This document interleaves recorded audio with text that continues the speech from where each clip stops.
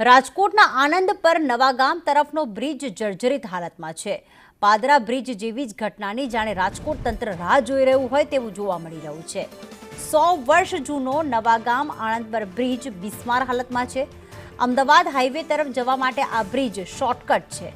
અનેક વાહન ચાલકો અહીંયાથી પસાર પણ થાય છે।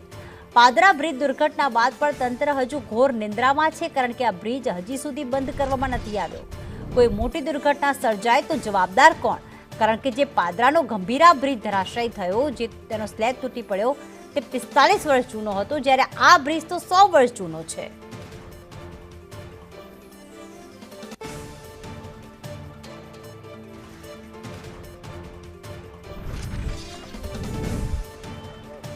પાદરાના ગંભીરા બ્રિજના દુર્ઘટના બાદ રાજ્યભરની અંદર બ્રિજોની ગુણવત્તા અને તેના ટકાઉપણાને લઈને તપાસના આદેશો આપવામાં આવ્યા છે, પરંતુ રાજકોટ જિલ્લામાં અનેક એવા બ્રિજ છે જે જર્જરિત હાલતની અંદર જોવા મળે છે। રાજકોટ અમદાવાદ હાઈવે ઉપર આવેલા આણંદ પર નવાગામની અંદર આવેલો આ ઐતિહાસિક કહી શકાય તેવો જર્જરિત બ્રિજ છે અને આ બ્રિજની ઉપરથી સંખ્યાબંધ વાહન ચાલકો દરરોજ પસાર થાય છે।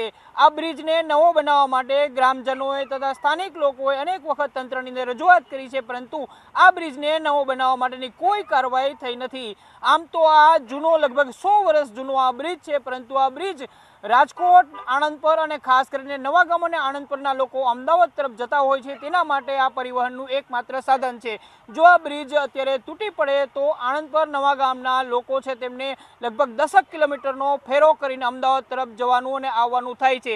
હાલ તો આ બ્રિજની તમે હાલત જોઈને જ કહી શકો છો કે આ બ્રિજ અતિ જર્જરિત હાલતમાં છે અને તંત્ર વહેલી તકે આ બ્રિજને રિપેરિંગ કરવા અથવા તો નવો બનાવવાની કાર્યવાહી કરે તો આ વિસ્તારની અંદર જે પરિવહનનો પ્રશ્ન છે તે દૂર થઈ શકે છે।